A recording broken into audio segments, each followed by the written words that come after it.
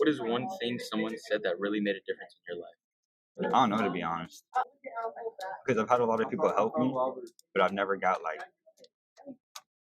told something. Today I'm here with Cruz. All right, first question. What are your top five favorite books you would recommend? Okay, Fake by Robert Kiyosaki. Think and Grow Rich by Napoleon Hill. Millionaire Mind, I think it's by Booker T. And I don't really read for fun. I read like very informational. Financial. There's a financial literacy book by Robert Kiyosaki as well. It's pretty good. And comics too. Unless people read comics. Like DC comics. Yeah. Okay, so Think and Grow Rich got me through a lot of bullshit. Like especially in school. Last year I was living in Virginia. I just one marine biology teacher. Good shit. Good financial investor. Taught me all about that shit. I was able to have assets at 16 years old. I have to this day I still have. And I'm about to be 18. And because of the stuff he taught me, and that all started with that one fucking book. So in the beginning of the year, he proposed an idea of if you read this book, you'll get rewarded. And the book is like probably like 300 pages long about like basically how you change the way you think. And so that book was like I changed a lot because I was doing really shit in school. Like I just didn't give a fuck. I was smoking a lot and stuff. I just didn't give a fuck about anything. And I read it as a book just to be like just cause, like, I haven't read in a while. So I was like, it'll be good to get back to something again. And so reading was one of those things. So I read the book. It's very informational for me, and it helped me get through a lot of bullshit, especially in school, because I could do good school, but I just chose not to because I didn't fucking care. So I read that book and I changed a lot of shit. Who is the number one person in your life? My girlfriend. What is one thing someone said that really made a difference in your life? I don't know, to be honest, because I've had a lot of people help me, but I've never got like told something. Like the one I do get the most is like, oh, you're immature for your age. But it's like I've heard it so much, it don't mean shit. Let me see. Like when you first hear it, you're like, oh, thank you, yeah. And then you hear it all the time, it's just like, okay, I hear that shit all the time. You take it as a trait rather than a special. Yeah. If you had to explain who you are to someone, what would be said? That's a hard one. I'm a complicated person. Like I think even to the friends I have to this day, they still struggle to understand me as a person.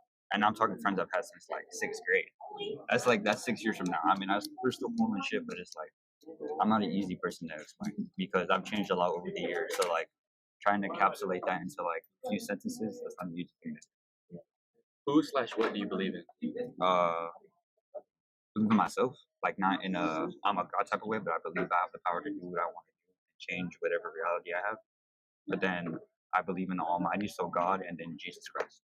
If you could talk to yourself in 10 years down the line, what would you say? Stop procrastinating. I already know what I need. I already know what I shouldn't be doing, but I still do it anyway. Stop procrastinating. Stop bullshitting. And stop saying you don't need to do shit because you don't need to do shit. Just get that shit done. Like, what is something you wish people could understand about you? That I be bullshitting a lot.